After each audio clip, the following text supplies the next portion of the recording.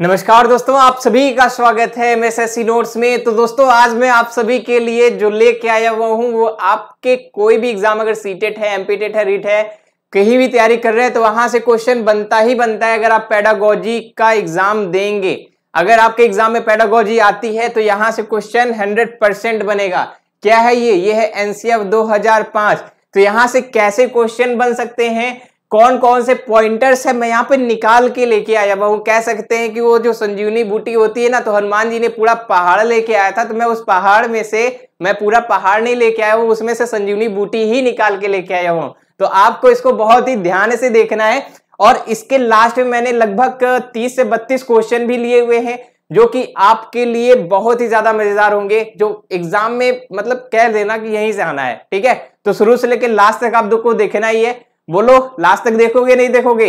बिल्कुल। चलो स्टार्ट किया जाए फिर इसी बात पे। तो देखो, स्टार्ट करने से पहले यहां पर हम लोग कुछ चीजों को देख लेते हैं कि यहां पर इसका पहले ये देखिएगा कि ये 5, यहां 5 उंगली दिख रहे हैं ना, यहां पे ऐसे देखिएगा, इसमें से देखिएगा 5 चीजें होती है। कितनी चीजें?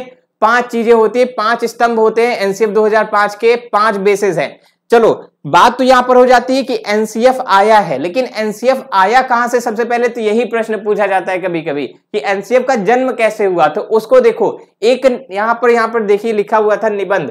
किन्होंने लिखा था? रविंद्रनाथ टैगोर ने। कौन सा निबंध लिखा था? सभ्यता और प्रगति। ठीक है, इन्होंने एक निबंध लिखा था, कौन सा? सभ्यता और प्रगति। और यहीं से ही एनसीएफ 2005 का उद्धरण हुआ। पहला प्रश्न आपको यही मिल गया। पहला प्रश्न मिला कि नहीं मिला? बोलो मेरे साथ। बिल्कुल। तो पहला प्रश्न यही से बन जाता है कभी कभी कि एनसीएफ 2005 की उत्पत्ति या उद्धरण कहां से हुआ? तो सभ्यता और प्रगति जो निबंध था, रविंद्रनाथ टैगोर जी ने इसमें लिखा था कि कैसे पाठ्यचर्या होनी चाहिए, बच्चों को कैसे पढ़ाना चाहिए, इन सभी के विषय में इस निबंध में लिखा था।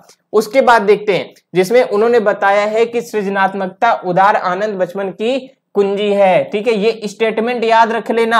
ठीक है, ये स्टेटमेंट याद रखना। इस स्टेटमेंट से भी प्रश्न पूछ लिया जाता है कि ये स्टेटमेंट किसने दिया था। क्वेश्चंस काउंट करना शुरू कर दो, क्वेश्चंस बनने स्टार्ट हो चुके हैं। मुबारक हो, आप लोग कहां पर हो? एमएसएससी नोट्स पे हो।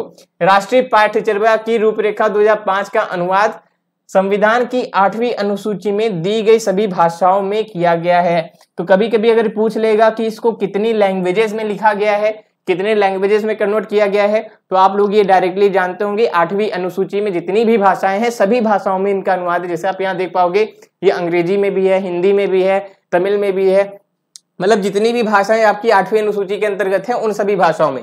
ठीक है, और मानव संसाधन विकास मंत्रालय का पहल पर जो है प्रोफेसर यशपाल, इनका नाम भी आपको याद रखना पड़ेगा। एनसीएफ स्टार्ट करने से पहले किसकी भूमिका होगी, कहां से कैसे स्टार्टिंग का प्रश्न पूछेगा, वो सारी चीजें आपको यहाँ पे मैं बता रहा हूं।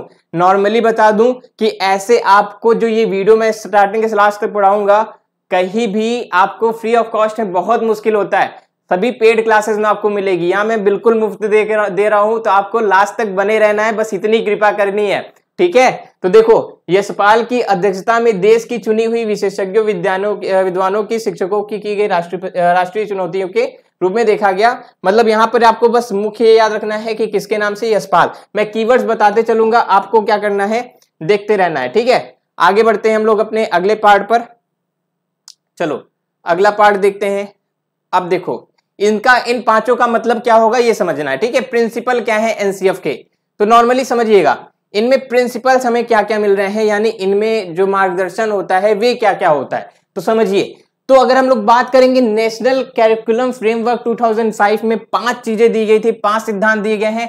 अगर इन 5 को ही अगर आप अच्छे से समझ ले रहे हैं, ठीक है, इन 5 को अगर आप अच्छे से समझ ले रहे हो, तो ये मान के चलो कि आधी पेडागोजी तो यहीं पे सॉल्व हो गई।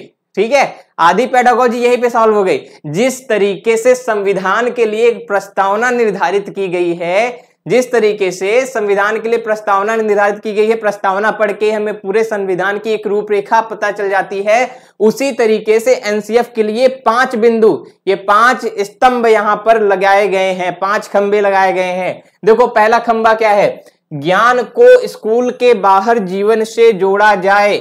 इसका मतलब क्या क्या हो सकता है, पहले बात में ये समझ लो। अगर बोला ज्ञान को स्कूल के बाहर जीवन से जोड़ा जाए या बाहरी जीवन से जोड़ा जाए, तो इसका मतलब है कि कोई भी बच्चा नॉर्मली स्कूल में जाता है तो केवल स्कूल में ही ना रह जाए, स्कूल से बाहरी, अगर स्कूल में ताजमहल पढ़ाया गया है तो बच्चे को ताजमहल दिखाया भी जाए, लाल किला पढ़ाया गया है तो लाल किला दिखाया भी जाए, कोई पक्षी है तो उसका लाइव डेमो भी दिखाया जाए, चिड़ियाघर यानी जू वगैरह में भी घुमाया जाए। तो ये सारी चीजें हैं, यानी बाहरी जीवन से भी जोड़ना चाहिए, उसको रियलिटी में भी रहना चाहिए, केवल रियल लाइफ में ही जीवित नहीं रहना पड़ेगा। पहले पॉइंट का ये मतलब है, अर्थ समझ में आ रहा है, यानी बालक को केंद्र में रखना है, यहां पर ये भी दिमाग में रखना, ठीक है। दूसरा पॉइंट देखो, जल्दी से पढ़ाई को रटंत प्रणाली से मुक्त करना।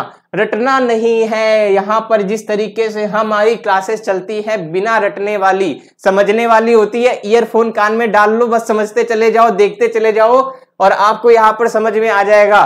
तो पढ़ाई को रटंत प्रणाली से मुक्त करना दूसरा स्टेप है। इसका मतलब कभी भी अगर क्वेश्चन पेडागोजी में आ गया रटने से संबंधित, तो आप वहां पर उसको गलत करके आओगे। अगर कहीं भी याद करना और अगर रटने जैसा, अगर कहीं भी किसी भी ऑप्शन में ऐसा लगे कि वहां पर रटने जैसा दिख रहा है, उसको गलत करके आगे निकल जाओ। आगे देखो, पाठ्यचर्या पाठ्य पुस्तक केंद्रित ना रह जाए। यहां पर बात यह है कि जो पाठ चर्चा है और पाठचर्या होती है वे केवल और केवल टेक्स्ट बुक तक सीमित नहीं रहनी चाहिए। जैसा कि मैंने बताया था कि केवल टेक्स्ट बुक में ही सारी चीजें नहीं होती, कुछ चीजें रियलिटी में भी होती हैं, मतलब दिखाना भी होता है कि देखो ऐसे यहां पर ये चीजें होती है, यहां पर ऐसे ये चीजें होती हैं। बाहर बगीचे में लेके जाते हैं, आप लोग जानते हैं, अभी तो अब बहुत ज्यादा सुधार होने लगा, जैसे किंडरगार्टन वगैरह के आप लोग जानते होंगे। तो ये सभी का प्रयोग किया जाता है इसी वजह से, ताकि यहां पर ज्यादा से ज्यादा बच्चे किताब से मुक्त होकर रियल लाइफ में प्रैक्टिकली नॉलेज गेन कर सके। दूसरा पॉइंट आप लोग याद रखना, पहला बाल केंद्रित, दूसरा आपको प्रैक्टिकल नॉलेज वाली बात है, रटना भूल के प्रैक्टिकल नॉलेज। मैं आपके साथ कुछ पॉइंट्स एक्स्ट्रा भी शेयर कर रहा हूं, उनको नोट करते जाना, अगर नोट कर लोगे तो ज्यादा अच्छा रहेगा। चौथा पॉइंट देखना, कक्षा कक्ष को गतिविधियों से जोड़ा जाए व एवं इसे लचीला बनाया जाए। लचीला बनाने का तात्पर्य क्या है दोस्तों, मतलब फ्लेक्सिबल हो जाए, यानी ऐसा कोई भी ऐसा कार्यक्रम बनाया जाए जिसमें बहुत ज्यादा फ्लेक्सिबिलिटी हो, मतलब ऐसा ना हो कि एकदम तनाव रहे, नहीं नहीं नहीं बस इसको पढ़ना है, बस कैसे भी करके स्ट्रेस लेके पढ़ना है, नहीं, यानी लचीला। एक चीज बताना, इनके चारों पांचों पॉइंट्स में हम लोग जब तक पढ़ रहे हैं, इससे क्या समझ में आया, इसका मतलब यही है कि बच्चों की पढ़ाई को लेके मेन मूल मंत्र क्या निकल के आ रहा है, इनका मूल मंत्र ये निकल के आ रहा है कि बच्चों को हमें मेंटली प्रेशर नहीं देना है, ठीक है, मेंटली प्रेशर नहीं देना है, और उनको एज अ फैमिलियर, मतलब उनसे हम कितना प्रैक्टिकल, कितना फैमिलियर होके अपना पढ़ाई करवा सकते हैं, वहां से यहां पर बात है। पांचवा आपके सामने आ जाता है, राष्ट्रीय मूल्यों की बात होती है, पांचवा वाला। राष्ट्रीय मूल्य से क्या मतलब होता है, जो हमारी लोकतांत्रिक, हमारा लोकतांत्रिक देश है, ठीक है, तो उसको लेकर सभी के मन में एक क्या रहे, आस्था रहे। तो इस पॉइंट को पहले पूरा पढ़ लेते हैं। राष्ट्रीय मूल्यों के प्रति आस्थावान विद्यार्थी तैयार हो या राष्ट्रीय महत्व के बिंदुओं को पाठ्यक्रम में शामिल किए जाएं, यानी कुछ ऐसी चीजें बताई जाएं, जैसे कि आप लोग हिस्ट्री पढ़ते हैं तो अपनी हिस्ट्री में क्या है, हमारे राष्ट्रीय आंदोलनों के बारे में होता है, कक्षा 6, 7, 8 की हिस्ट्री पढ़ते हैं, 9 की 10 की हिस्ट्री पढ़ते हैं, तो वहां पे हमारे राष्ट्रीय आंदोलन, हमारे महापुरुषों की जितनी भी गाथाएं हैं वहां पर लिखी जाती हैं, बताई जाती हैं। अब हम यहाँ पर ये पांचों स्तंभ पढ़ चुके हैं, अब हम यहाँ से महत्वपूर्ण बिंदु निकालेंगे, जिसमें से निकालेंगे इंपॉर्टेंट क्वेश्चंस। बने रहो, बस सुनाई दे रहा है ना, बोर तो नहीं हो रहा है, बोर होना तो बता देना, एक जोक सुना दूंगा, चलो ठीक है, इतना कर सकता हूं, इससे ज्यादा और कुछ नहीं कर सकता। अभी पढ़ाई पे ध्यान देते हैं। सिद्धांत के संबंध में महत्वपूर्ण तथ्य क्या होंगे, सुनो। एनसीएफ 2005 का मुख्य उद्देश्य जीवन एवं ज्ञान के मध्य की दूरी को कम करना। इसका मुख्य उद्देश्य क्या है, यहां से ऐसे कभी कभी प्रश्न पूछ लेता है कि इसका मुख्य उद्देश्य क्या है, एनसीएफ 2005 क्यों लाया गया, तो इसका मुख्य उद्देश्य यही होता है। 4 ऑप्शंस दिए रहते हैं, आप यकीन मानो ऐसे ही ऑप्शंस दिए रहेंगे, इन्हीं में से ही निकाल दिया जाएगा। जैसे यहाँ पर मुख्य उद्देश्य जीवन एवं ज्ञान के मध्य की दूरी को कम करना, इस प्रक्रिया में बच्चे विद्यालय जीवन को बाहरी जीवन से जोड़ना चाहिए, ऐसे करके 3-4 ऑप्शन दे देगा, बोलेगा इनमें से कौन सा गलत है, एक ऑप्शन ऐसा डाल देगा जो आपका गलत रहेगा, उसी को चूज करना है। उसके लिए आपको पूरे पॉइंट ध्यान से बस समझने पड़ेंगे। अगला पॉइंट देखिएगा, एनसीएफ 2005 को प्राथमिक शिक्षा में लागू किया गया था, ठीक है, कहां पर लागू किया था, प्राथमिक शिक्षा में। इस अधिगम प्रक्रिया के माध्यम से विद्यार्थियों को रटने, ठीक है, यहां पर देखो पॉइंटर्स में जो जो इंपॉर्टेंट होगा मैं उसको मार्क करता जाऊंगा, रटने की प्रणाली से मुक्त कराया था ताकि विद्यार्थी का चहुमुखी विकास हो सके। चहुमुखी विकास को हम लोग समावेशी विकास भी कह सकते हैं, सस्टेनेबल डेवलपमेंट भी कह सकते हैं, चौतरफा विकास भी कह सकते हैं। कैसा विकास चाहिए? चहुमुखी विकास चाहिए, चौतरफा विकास चाहिए, समावेशी विकास चाहिए। ये सारे विकासों की हमें आवश्यकता होती है। उसके लिए क्या नहीं करना पड़ेगा? रटना नहीं पड़ेगा, हमको सीखना पड़ेगा। रटना नहीं है, अर्जित करना है, अर्जन करना है, सीखना है, अधिगम है। आगे देखो, इसके अलावा शिक्षण अधिगम प्रक्रिया बाल केंद्रित, यहां पर देखो मैं बोल रहा था ना, ये वाला पॉइंट बहुत इंपॉर्टेंट है। इसके अलावा शिक्षण अधिगम प्रक्रिया बाल केंद्रित हो, ऐसी विषय सामग्री का उपयोग किया जाए जिससे प्रभावशाली व्यक्तित्व का निर्माण हो सके। ठीक है, अभी यहां से प्रश्न क्या बनेगा, मैं प्रश्न बताता जाऊंगा, काउंट करते जाना कितने क्वेश्चंस हो रहे हैं। ठीक है, देखो यहां पे प्रश्न ये बन सकता है कि प्रभावशाली व्यक्तित्व के निर्माण के लिए शिक्षण कैसा होना चाहिए। 4 ऑप्शन दे देगा, उनमें से एक ऑप्शन में आपका बाल केंद्रित शिक्षा भी होगी। आपको यही ऑप्शन सही करके आ जाना है, नंबर सही हो जाएगा। आगे देखते हैं अगले पॉइंट पर। नेशनल कैरिकुलम फ्रेमवर्क 2005 का निर्माण किसके द्वारा हुआ था भाई लोग, जल्दी बताना। एनसीईआरटी के द्वारा। किसके द्वारा हुआ है? एनसीईआरटी के द्वारा हुआ है। और इसका प्रमुख लक्ष्य क्या है? इसका प्रमुख लक्ष्य आत्मज्ञान यानी सेल्फ रिवोल्यूशन की बात होती है, यानी खुद का नॉलेज, सेल्फ नॉलेज की बात होती है। आत्मज्ञान अर्थात विद्यार्थी को अलग अलग अनुभवों का अवसर देकर उन्हें स्वयं ज्ञान की प्राप्ति होती है। इसका मतलब यहां पर यह है कि उनको क्या कराना है? एक्सपेरिमेंट कराना है, प्रैक्टिकली नॉलेज उनको गेन करानी है, और उससे उनका क्या होगा? आत्मज्ञान बनेगा, खुद का ज्ञान होगा। करके सीखो, आपने सुना होगा, कैसा? करके सीखना है। ठीक है, करके सीखने का यहां पर जो मतलब होता है वो हमारा कहलाता है आत्मज्ञान का मतलब वहां से होता है। मैं जितनी चीजें बता रहा हूं आपको दिमाग में बैठना है, उसके बाद जब आप प्रैक्टिस करने बैठोगे ना तो आपको कहीं ना कहीं धुंधला धुंधला सुनाई देगा कि सर ने ऐसे ऐसे ऐसे चीजें बताई थी, तो वहां पर ये ऑप्शन सही हो सकता है, ये ऑप्शन सही हो सकता है। प्रैक्टिस करेंगे, लास्ट में क्वेश्चंस भी है तो वो भी देखते चलेंगे ना साथ में। अगला देखो, राष्ट्रीय पाठ्यचर्या की रूपरेखा 2005 के अनुसार हर विद्यार्थी की अपनी क्षमता और कौशल होते हैं। ठीक है, यानी यहां पर बोल रहा है कि हर विद्यार्थी की अपनी क्षमता और कौशल होते हैं और हर विद्यार्थी को उसे व्यक्त करने का मौका प्रदान करना चाहिए। यहां से एक प्रश्न ये बन जाता है कभी कभी, क्या शिक्षक को बहुत ज्यादा स्ट्रिक्ट रहना चाहिए क्लास में? नहीं, बच्चों को बोलने का मौका मिलना चाहिए। बच्चे कुछ बोलेंगे तभी समझ में आएगा कि उनके अंदर कौन कौन सी स्किल्स छुपी रखी हुई है ना? समझ में आ रहा है मैं क्या बोलना चाह रहा हूं? ऐसे करके पॉइंट्स बनते हैं, इन्हीं को सोचो, इनके पॉइंट से कितने ज्यादा ऑप्शंस बनाता है आयोग। हर विद्यार्थी को उसे व्यक्त करने का मौका प्रदान करना चाहिए और हर विद्यार्थी की अपनी अपनी कौशल होती है, अपनी अपनी क्षमता होती है। Every student is not a same student. सभी रोबोट्स नहीं है, सभी एमआई के फोन्स नहीं है जिनमें सारी की सारी एक ही क्वालिटी रहेगी। सभी क्या है? इंसान है, सबके अंदर अपनी अपनी एक विशेषता होती है। ठीक है, इस बात को याद रखना है कि सारे बालक एक जैसे नहीं होते हैं। इसका कहने का मतलब ये है। अगला देखिएगा, एनसीएफ 2005 में लिखा गया है, क्या लिखा गया है भाई? देखो लिखा गया है शिक्षा को मुक्त करने वाली प्रक्रिया के रूप में देखा जाना चाहिए। ठीक है, शिक्षा को मुक्त करने वाली प्रक्रिया के रूप में देखा जाना चाहिए। ऐसे करके स्टेटमेंट आता है, आपके बोला जाएगा उपयुक्त में से कौन सा कथन गलत है या उपयुक्त में से कौन सा कथन सही है। ऐसे करके क्वेश्चन आएगा पेडागोजी में, किसी भी विषय के पेडागोजी में आ सकता है, चाहे बाल विकास की हो, गणित की हो, हिंदी की हो, पर्यावरण की हो, किसी भी पेडागोजी में आ सकता है। ये समझना है हमें। देखो, शिक्षा को मुक्त करने वाली प्रक्रिया के रूप में देखा जाना चाहिए। अगर ये आ जाएगा तो इसको गलत नहीं करना, ये हमारा सही आएगा। शिक्षा की प्रक्रिया को सभी तरह से शोषण और अन्याय, गरीबी, लिंग भेद, जाति से मुक्त होना पड़ेगा। ऐसे इसको, जैसे ये सेंटेंस पूरा दिख रहा है ना, इसी को तोड़ के 4 भाग में कर दिया जाता है, 3 भाग में कर दिया जाएगा और साथ में एक गलत वाला ऑप्शन जोड़ देगा, बोलेगा उपयुक्त में से गलती छांटना है, जल्दी से बताओ इनमें से कौन सा गलत है। ऐसे करके क्वेश्चंस बनते हैं, तो आपको इनको बहुत ध्यान से समझना है। इसका मतलब क्या है? मतलब समझते चलेंगे, समझ में आना रहेगा। देखो, शोषण और अन्याय, गरीबी, लिंग भेद, जाति से मुक्त होना पड़ेगा जो हमारे बच्चों को इस प्रक्रिया से वंचित करते हैं। ठीक है, यानी लिंग भेद नहीं करना पड़ेगा। एक क्वेश्चन ऐसा आपने देखा ही होगा, 100% देखा होगा, जहां पर लिंग पूर्वानुमान रहता है, यानी पहले से ऐसा कोई क्वेश्चन मिल जाएगा कि जो पुरुष होते हैं वो लड़कियों से ज्यादा बुद्धिमान होते हैं। ये क्या होता है? पूर्वानुमान होता है। ये हमारा गलत होता है। शिक्षक को ऐसा पूर्वानुमान लगाने का कोई हक अधिकार नहीं है, ये दिमाग में आपको रखना पड़ेगा। अगला देखिएगा, यह मानव संसाधन विकास मंत्रालय की पहल पर तथा प्रोफेसर यशपाल की अध्यक्षता में किया गया, जो कि हमने अभी पहले भी डिस्कस कर लिया था, यशपाल वाला।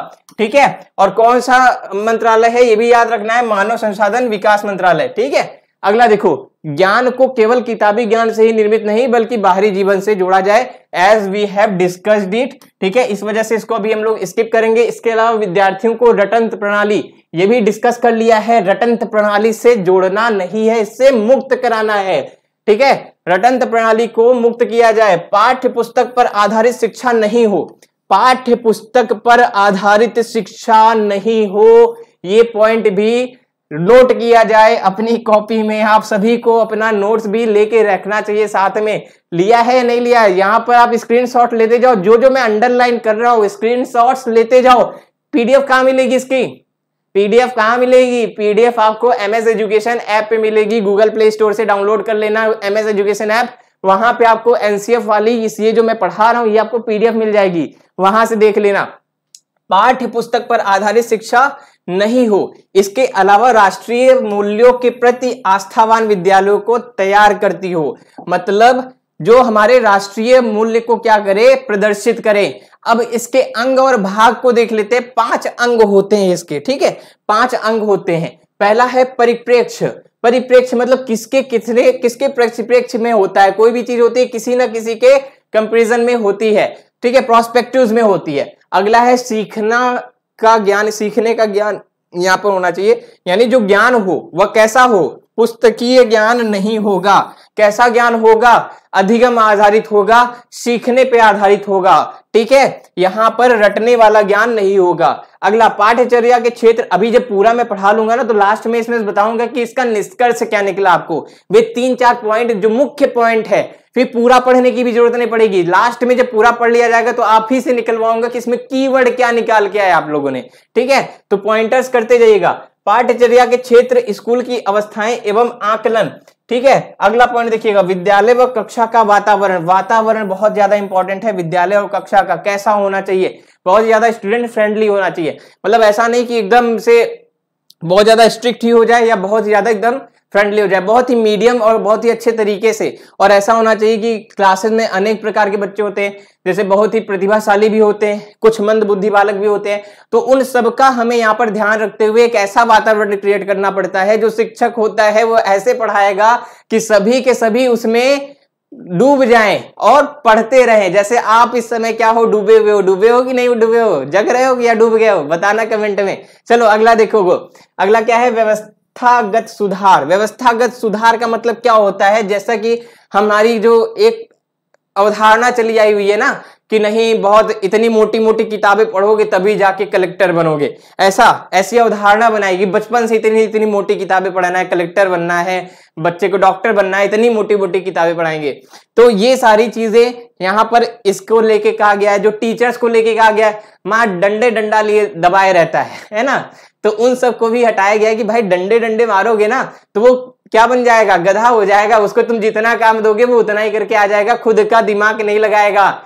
ये चीजें हैं। तो यहाँ पर व्यवस्थागत सुधार का मतलब यहां से समझ में आया कि बच्चे को घोड़ा बनाना है ना कि गधा बनाना है। वैसे जानवर ही नहीं बनाना है, मैं एग्जांपल से बता रहा हूं। ठीक है, अगला पॉइंट चलते हैं। अब कुछ कीवर्ड्स देख लेते हैं। यहाँ पे कुछ पॉइंट्स हैं, फिर उसके बाद हम लोग इसके क्वेश्चन आंसर करेंगे। पेशेंस है ना क्वेश्चन आंसर करने का? अगर ऐसा न हो अगर पेशेंस नहीं होगा तो दूसरे पार्ट में कर लेंगे, लेकिन आपको लास्ट तक देखना है इसको। ये कहने का बात है, मैं यहां पर सुना रहा हूं तो आपको भी उसी एनर्जी से सुनना पड़ेगा। एनसीएफ 2005 की प्रमुख सुझाव, राष्ट्रीय पाठ्यचर्या की रूपरेखा 2000 की कुछ प्रमुख विशेषताएं कौन कौन सी है, यहीं से क्वेश्चंस आपके इन विशेषताओं से भी पूछे जाते हैं। ये समझ लेते हैं, जल्दी थोड़ा करते हैं। एनसीएफ 2005 के अनुसार प्राथमिक स्तर पर भाषा का माध्यम मातृभाषा होना चाहिए। बोलिए, क्वेश्चंस दिखता है आपको ऐसा या नहीं दिखता है? हर साल इससे संबंधित प्रश्न आता है या नहीं आता है? बताना मुझे। प्रीवियस क्वेश्चन सॉल्व किया होगा मातृभाषा वाला। ठीक है, यानी किसी की भी आप मातृभाषा को इग्नोर नहीं कर सकते हो, उसको आप वहां पर क्या करोगे, उसकी वैल्यू करेंगे, उसको वैल्यू देंगे। अगला, शिक्षण सूत्र जैसे ज्ञात से अज्ञात की ओर होता है, मूर्त से अमूर्त की ओर होता है, इन सभी का सबसे ज्यादा प्रयोग हो, यानी अनजान से जान की ओर, इस तरीके से। और सूचना को ज्ञान मानने से बचा जाए। जो हमारी इंफॉर्मेशन होती है, information is not a knowledge, ठीक है, information is not equal to knowledge. Information आपका ज्ञान के बराबर नहीं होता है। ज्ञान एक अलग चीज है, सूचना अलग चीज है। सूचना का मतलब क्या होता है कि कोई ऐसी चीज है जो कभी बदल भी सकती है। सूचना आई और सूचना गई, फिर अगली सूचना आई, सूचना गई। ज्ञान क्या होता है, ज्ञान एक विस्तार वाली चीज है, कोई विस्तृत चीज है, बहुत बड़ी चीज होती है ज्ञान, और सूचना एक छोटे सा उसका भाग कह सकते हैं, न कि ज्ञान कह सकते हैं। अगला देखो, विशाल पाठ्यक्रम व मोटी किताबें, वही जो मैं बात कर रहा था, इतनी मोटी मोटी किताबें पढ़ी है भैया, बनी है कलेक्टर। तो विशाल पाठ्यक्रम व मोटी किताबें शिक्षा प्रणाली की असफलता का प्रतीक है। जितनी मोटी किताबें लेके आओगे ना, उतनी ज्यादा असफलता। कहने का मतलब वही है कि किताबी कीड़ा ना बनो, कहाँ निकलो, बाहर निकलो, ये बात होती है। तो किताब को भी बहुत ज्यादा प्रोत्साहित नहीं करना है। अगर ऐसा करके प्रश्न आ जाए कि किताबी कीड़ा वाला कहीं प्रश्न आ जाए, तो समझ लेना कि वो हमारा गलत होगा, रॉन्ग नंबर लग गया, उसको काटना है हमें, ठीक है। आगे बढ़िएगा, मूल्यों को उपदेश देकर नहीं वातावरण देकर स्थापित किया जाता है। मैं हमेशा हर वीडियो में 3-4 चीजें बताता हूं। बाल केंद्रित वातावरण हो गया, मातृभाषा हो गया, लोकल पर्यावरण हो गया, इन सभी पे ही ऑप्शंस बनेंगे जो वो सही होंगे। यहां पर देखिएगा, यहां पर क्या दिया हुआ है, वातावरण दिया हुआ है। मूल्यों को उपदेश देकर नहीं वातावरण देकर स्थापित किया जाना चाहिए। वातावरण से मतलब क्या होता है, वातावरण का मतलब क्या होता है, हमारे आसपास की हवा, पेड़ पौधे नहीं। यहाँ पे वातावरण का मतलब ये होता है कि हमारे आसपास का जो हमारा परिवेश है, किस तरीके के लोग हैं, माँ बाप किस तरीके से हैं, क्या सिखा रहे हैं तुम्हें, कौन सी भाषा में सिखा रहे हैं तुम्हें, और कौन सी चीजों में वे माहिर हैं, आप क्या कर रहे हो, तो वो सब हमारा होता है वातावरण, ठीक है। तो उपदेश देकर नहीं, वातावरण देकर स्थापित करना चाहिए। इसीलिए कक्षा का वातावरण आपने पॉइंट पढ़ा होगा, कक्षा में ऐसा वातावरण बनाया जाए जिससे जो बच्चा सीखना चाहे वो सीख जाए। आप लोग क्लास स्टार्टिंग के क्लासेस में जाएंगे तो वहां पे प्रिंटेड आपको हर चीजें दिखाई देती हैं, जैसे सेब की फोटो बनी रहती है, अंगूर की फोटो बनी रहती, कौवा की फोटो बनी रहती। फिर आप देखते हो कि यार ये क्या है, तो फिर नीचे लिखा रहता है क्रो, कौवा, ठीक है। तो मैडम जो आती है बताती हैं कि ये है, इसका मतलब ये है। फिर आप घर जाते हो, अगर आपके घर पे अगर कोई कौवा दिख गया तो बताओ ये तो मैंने स्कूल में देखा था इसी तरीके से। तो ये चीजें हैं, समझ में आई। चलो आगे बढ़िएगा। अभिभावकों को सख्त का संदेश दिया जाएगा, अभिभावकों को सख्त का संदेश दिया जाएगा कि बच्चों को छोटी उम्र में निपुण बनाने की आकांक्षा गलत होती है। देखो क्या होता है कि सभी माँ बाप की एक ख्वाहिश होती है कि उनका बच्चा क्या बने, बचपन से आइंस्टीन बन जाए, ठीक है। तो ये उनकी आकांक्षाएं होती है। तो ये पहले ही बोल दिया जाए कि बेटा देखो बच्चा तुम्हारा पढ़ने आ रहा है, तो इसका मतलब है कि उसको थोड़ा समय दो, ठीक है। मार ये होता है कि नहीं तुम्हें टॉपर ही बनना है, पहले ही दिन से आईएएस बनाने की तैयारी, तो ऐसा कुछ नहीं है, ठीक है। तो अभिभावकों को सख्त संदेश मिलना चाहिए कि भाई देखो बच्चा जैसा है तो बच्चा वो सीखेगा धीरे धीरे, लेकिन इसका मतलब ये नहीं कि आप कुछ भी आकांक्षाएं कर दो कि एकदम निपुण हो जाए, तो ऐसा नहीं है। मतलब प्रेशर नहीं देना है बच्चे के ऊपर। बच्चों को स्कूल से बाहर जीवन के तनाव मुक्त वातावरण प्रदान किया जाए। मतलब ऐसा नहीं है कि अब क्लास में तो जितना पढ़ा है, क्लास में भी मास्टर जी डंडा से पीटे, घर जाके बताया कि मास्टर जी मारे हैं तो पिताजी और मार दिए 4 डंडा, कहे कि काहे मारे रहे होंगे, कोनो न कोनो गलती किए होंगे, इस वजह से। तो बच्चों को स्कूल से बाहर जीवन से तनाव मुक्त वातावरण दिया जाए, थोड़ा सा खेलने कूदने का भी मौका मिलना चाहिए। वो जो करना चाहता है, उसकी जो इच्छा है उसको भी सुनना चाहिए कि उसका क्या मन कर रहा है, तो थोड़ा उससे क्या होगा, उसको तनाव से मुक्ति मिलेगी उससे। अब ऐसा नहीं कि स्कूल में मार खाया है बेचारा, घर गया तो घर में भी पीटना शुरू कि काहे पीटा गया। आगे देखो, अच्छे विद्यार्थी की धारणा में बदलाव, अर्थात अच्छा विद्यार्थी वह है जो तर्कपूर्ण बहस के द्वारा अपने मौलिक विचार शिक्षा के समान प्रस्तुत करता है। देखो तर्क, एक पॉइंट हमें और मिल गया, याद आया। देखो हम लोग कितने पॉइंट्स, जो मैंने यहाँ पर जो मार्क्स किया होगा, जो शब्दों को, उन शब्दों को आपको नोट कर लेना है, अपने दिमाग में बैठा लेना है। जो भी नोट्स डायरी जो भी है आपके पास, लिख कर रखो। जैसे रटना शब्द था, बाल केंद्रिता था, तर्क था, ऐसे शब्दों को आपको नोट करके रखना पड़ेगा। यहाँ पर मौलिक विचार, ये भी आपको नोट करके रखना चाहिए। मौलिक विचार से संबंधित भी प्रश्न आपके एग्जाम में ऑप्शंस बना के पूछता है। मौलिक विचार को क्या करते हैं, शिक्षा के समान प्रस्तुत करता है, जो कैसे, तर्कपूर्ण बहस के द्वारा। अगला देखो, खेल आनंद बाद सामूहिकता की भावना के लिए है। सामूहिकता होना चाहिए, सामूहिकता की लिखा है, सामूहिकता होना चाहिए। तो खेल आनंद बाद सामूहिकता भावना के लिए है, ठीक है। यानी जो खेल वगैरह है किस लिए कराया जाता है, स्कूलों में खेल कराया जाता है, कहते हैं मजे आ रहे हैं, मजा वजा लेने के लिए नहीं, वहां पे ग्रुप की बात होती है, एक टीम बना दिया जाता है ना। तो टीम में किस तरीके से सहयोग होता है, इन सभी को सिखाने के लिए क्या होता है, खेल की बात होती है, भावना की बात होती है। रिकॉर्ड बनाने के बाद तोड़ने की बात की भावना को बढ़ावा ना दें, पुस्तकालय में बच्चों को स्वयं पुस्तक चुनने का अवसर दें। अब ऐसा नहीं है कि वहां पे लेके पुस्तकालय में चुप रहो, हम जो बोल रहे हैं मैं गणित की किताब है तो गणित की किताब ही पढ़ोगे, ठीक है, ऐसा नहीं है। किताब वहां पे पुस्तकालय में जाओ, वहां पर बताएगा बच्चा अपने से जो भी उसको अच्छा लगे वो किताब चुन के पढ़ेगा, तो कम से कम ना कुछ तो पढ़ेगा। उसके बाद आप उनको एडवाइस कर सकते हो, बेटा आप ये कर सकते हो, ये कर सकते हो, ये कर सकते हो, लेकिन जबरदस्ती नहीं कि नहीं यही पढ़ो, बस इतना। यहाँ पे किताब में बस एक ही किताब काम की नहीं है, ठीक है। आगे देखो, सांस्कृतिक कार्यक्रमों में मनोरंजन के स्थान पर सौंदर्य बोध को बढ़ावा दे, ठीक है। यहां पर अगर हम बात करें, जो सांस्कृतिक कार्यक्रम है वहां पर मनोरंजन तो बढ़े लेकिन साथ साथ सौंदर्य बोध भी बढ़े, लेकिन वो कैसा हो, वो ज्ञान पूर्वक हो, मतलब वहां पे ज्ञान की बात हो, ज्ञान भी बढ़ना चाहिए आपका, ठीक है। तो अगर हम लोग बात करें जैसे कि आपका जो सांस्कृतिक कार्यक्रम होते हैं उसमें मनोरंजन तो होता ही है, लेकिन मनोरंजन के साथ साथ आपका वहां पर कोई एक ऐसी मोरलिटी भी होनी चाहिए, वहां पे एक मोरल भी निकलना चाहिए, उसका एक कुछ उद्देश्य होना चाहिए। तो इस प्रकार के कार्यक्रम को हम लोग वहां पर कंडक्ट कराएंगे स्कूल में। शिक्षकों को अकादमिक संसाधन व नवाचार आदि समय पर पहुंचाए जाएं। यानी अगर बात करें शिक्षक के पास जितने भी कुछ भी नए नए इंस्ट्रूमेंट्स हैं, कुछ भी नई चीजें हैं, तो वो शिक्षकों को बताया जाए, उनको समझाया जाए कि हम इस तरीके से पढ़ा सकते हैं। शिक्षण अधिगम परिस्थितियों में मातृभाषा का प्रयोग हो, हर बार डिस्कस कर लिया, मातृभाषा कीवर्ड अपने दिमाग अपनी डायरी में रख लेना। सजा व पुरस्कार की भावना को सीमित करना, ये वाला बात, ठीक है।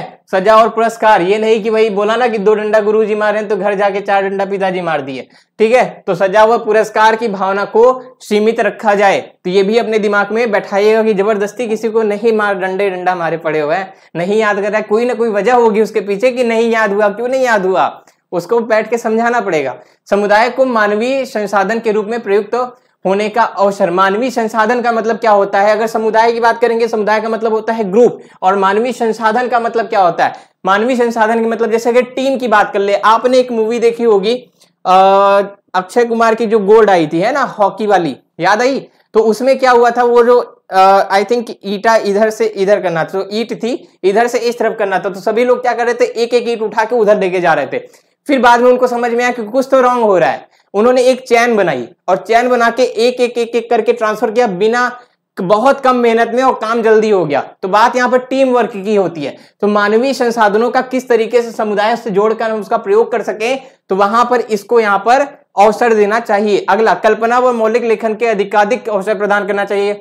ये भी दिमाग में रख लेना, की पॉइंट यहाँ पर नोट कर लेना। कल्पना, मौलिकता वैसे आप लोग जानते हैं, कल्पना को नोट कर लेना, ठीक है।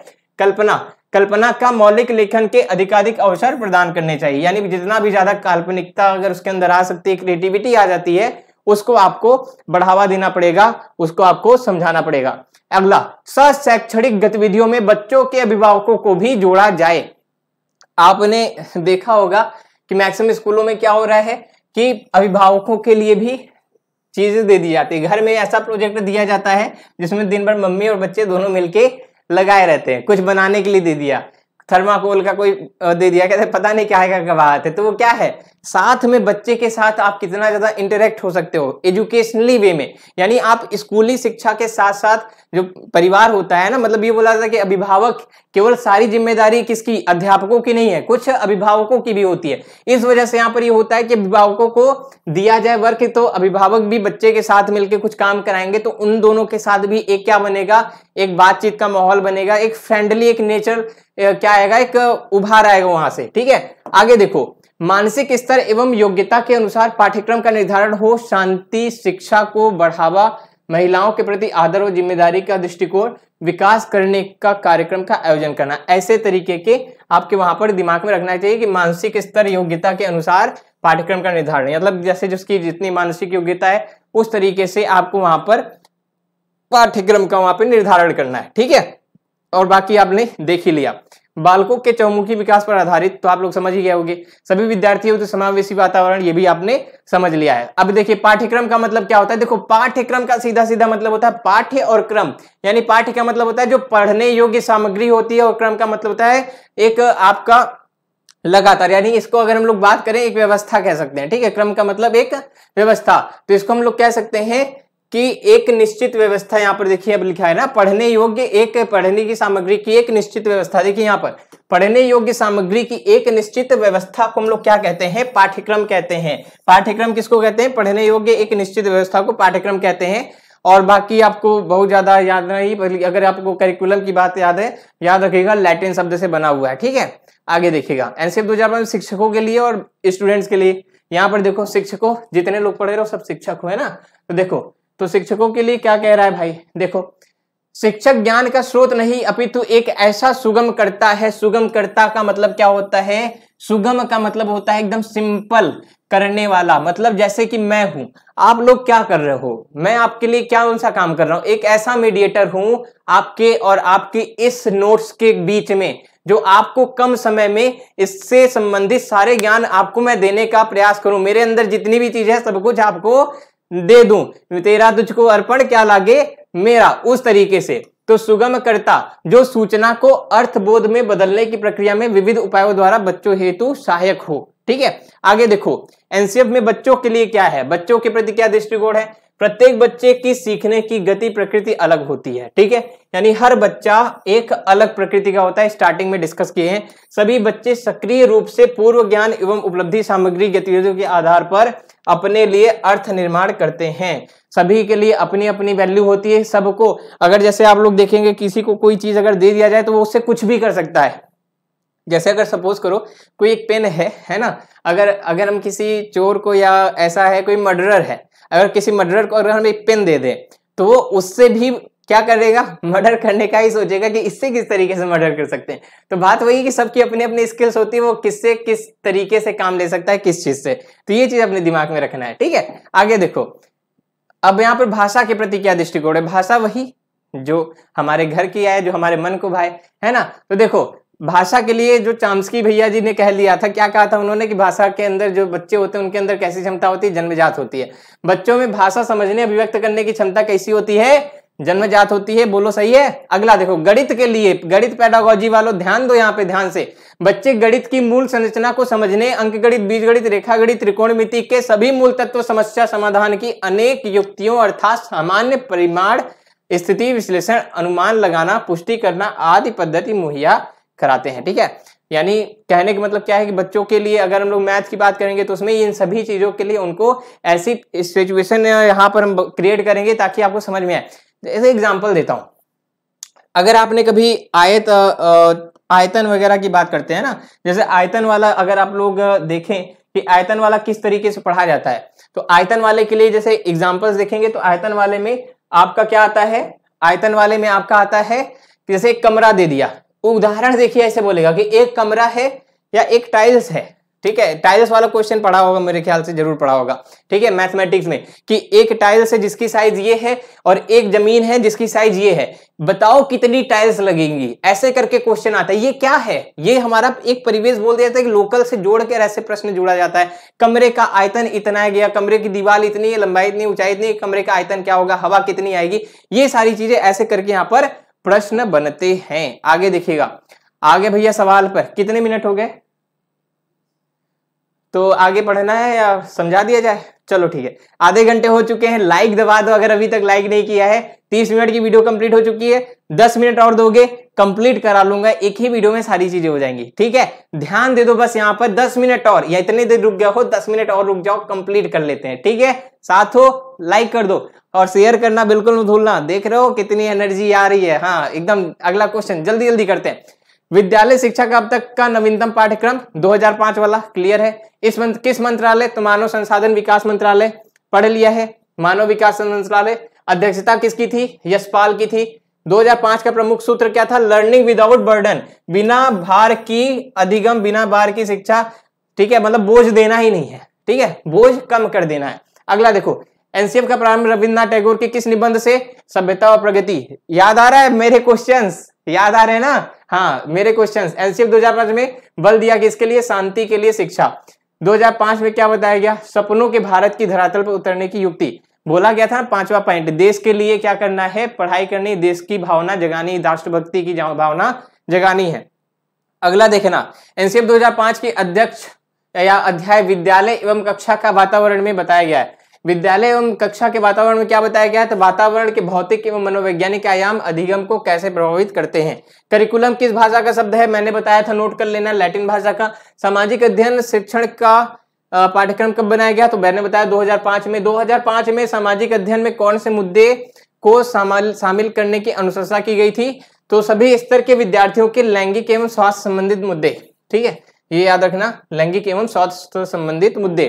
आगे देखो, 2005 की कार्यशाला कहां पर आयोजित की गई?